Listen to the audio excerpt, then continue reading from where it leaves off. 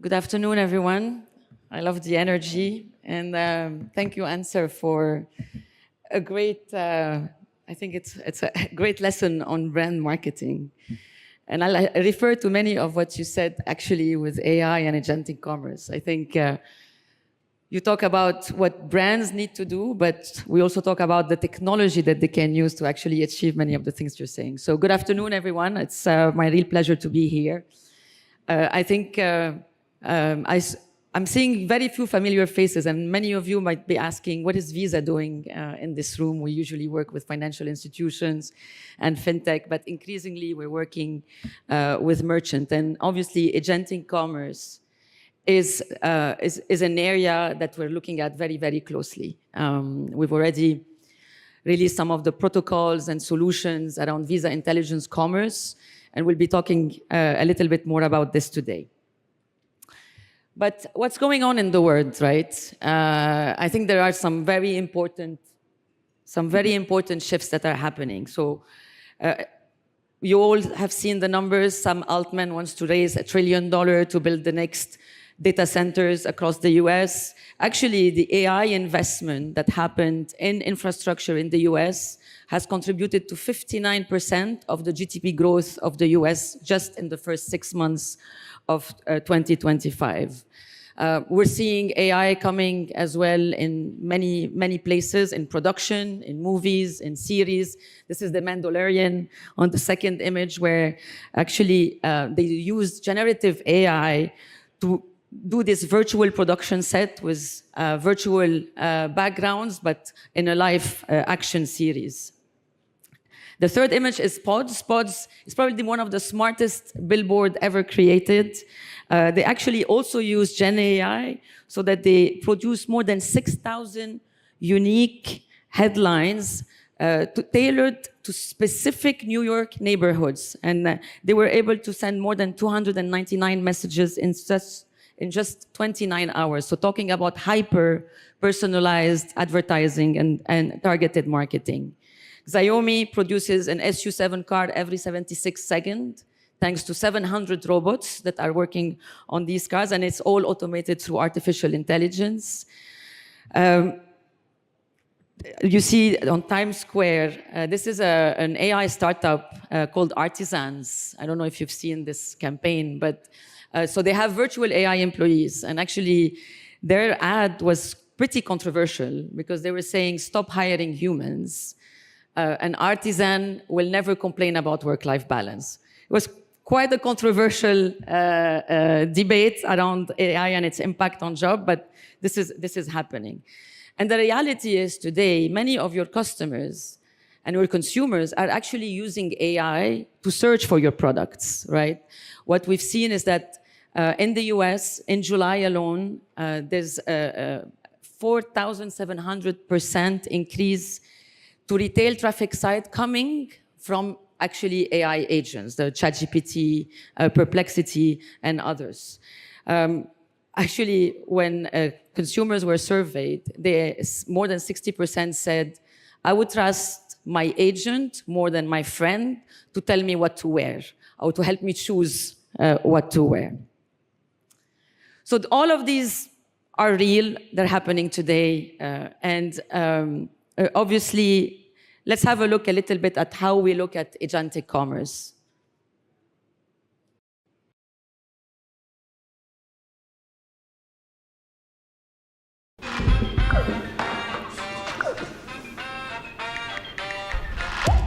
Mom and Dad need flights. Non-stop only, comfortable seats. Done. They'll need a hotel. Let's go nice. Little less fancy. Done.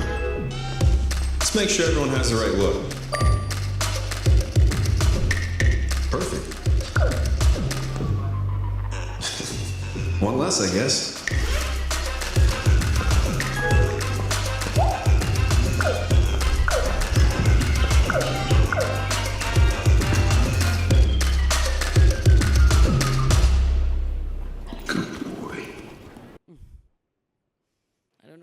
Some NFL fans might have recognized a great player. But the reality is not that smooth, right? The reality is today AI agents may help you find tickets, may help you find the right deals, but the journey is far from being smooth. I think there's a video here. And our job is actually how do we turn that experience into something that is much more practical. And where we come, it's not really around the end journey, but really how do we solve for the messy middle. You know, you search on ChatGPT, but then you have to go back to your browser and you have to go back to Amazon or any other shopping website. And why is this important? According to McKinsey research that was published, I think, a few months ago in June 2025, agentic commerce is going to reach approximately $1 trillion in the US from a business to consumer retail revenue by 2030. So this is going to be huge. But the success is really dependent on overcoming all of this friction and making sure that all of those transactions that are going to happen on AI agents are actually trusted. So what we've done is we've launched a Visa Trusted Protocol in April. We've announced this protocol, which is a framework that will allow merchants and financial institutions to recognize AI agents and block any malicious bots that may be coming from those agents, and then addressing all of the fraud and security concerns that people may have. So in this new world of agentic commerce, there are some new problems that we need to solve for, right? So, things that we didn't have before in the commerce business. First is consumer intent. How do we make sure that the AI agent is actually aligned with what users want, right? You don't want an agent to come and start purchasing on your behalf everything that is under the sun. So we need to make sure that there is an intent from the consumer. The second one is fraud, right? If there is a malicious attack or malicious agents that are using AI and making unauthorized purchases, who's responsible? Who are we going to go to and be responsible to actually indemnify this unauthorized transaction? Many of you who do commerce online, you also have your own fraud system so that you stop any bots from coming. How do we make sure that we work with online commerce and merchants to make sure that their bots are not stopping the real agents that are trying to make a purchase, and then you're not losing that purchase as a merchant. And finally, disputes, right? Who's going to be in charge of the dispute? Is it the agent? Is it the bank? Is it the merchant?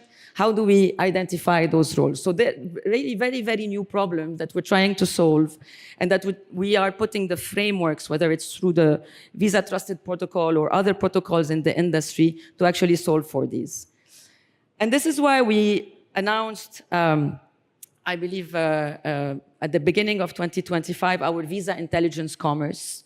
And it's really made of three main components. So first, it's a Visa card that is AI ready. It's a Visa card that is programmable, that is authenticated, and that is tokenized so that it can be used in AI environments. The second one is personalization and control. So I think the previous speaker talked a lot about personalization.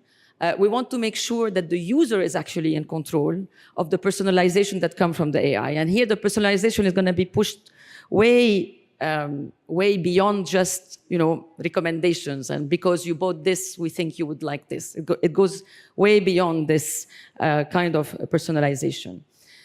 And we want to make sure that we put the user in the driver's seat and not the agent. And finally, security, right? And the core promise needs to remain. I mean, Visa is one of the most trusted brands in the world. We want to make sure that the same way you trust using your Visa card at a shop or on any website is also trusted with agentic commerce. But if we go a little bit further into this, I think tokenization, and it might be a concept that many of you don't know, but in the world of payments, it's actually taking the 16 digits of your card and making it as an encrypted token that means nothing to anyone who puts his hand on this token. So tokenization is gaining a lot of traction globally. I think in Pakistan, we just launched Google Pay. So a lot of the cards are going to be tokenized. Many are already tokenized. So this is really the first step from a card perspective. And through our intelligence commerce, you'll be able to load your card, but you'll also be able to verify your identity and prove who you are on the agent. The second one is obviously user experience. We showed you our vision for agentic commerce, but we want to make sure that not only people are loading their card and they're proving their identity, but they're also able to customize their experience. And AI is capturing this intent and managing everything that is happening in the background. We want to make sure that AI agents are sharing spend and purchase inside only with consumer consent. So very important that we protect the privacy of our user and maintain those standards. And finally, in terms of the fraud prevention, so like I said before, streamlining dispute management, preventing fraud, making sure that we're keeping pace with this evolution that is happening. And with our solutions in terms of real-time fraud detection, we've been doing this for decades, blocking more than $40 billion a year, every year, in terms of fraudulent transactions on the network. I think we have the experience to be able to deliver on this promise.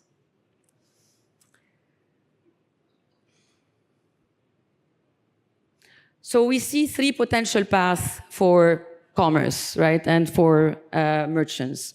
You can either fully embrace agentic commerce, you can either resist commoditization and going back to the price discussion in the previous presentation, or build your own AI agent so that you enhance your own experiences.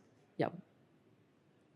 So in terms of embracing, you can optimize for AI ecosystem, fully embrace agentic commerce, start using it, start testing it, and use it to drive your sales and really streamline the shopping experiences for your users.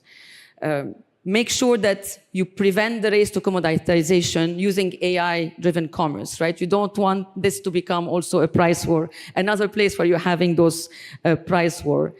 And finally, use agentic commerce to supercharge your own experiences. So Al-Futtaim, for example, in the UAE is actually using AI agents, not to sell to them, but actually to enhance their own shopping experiences for those agents.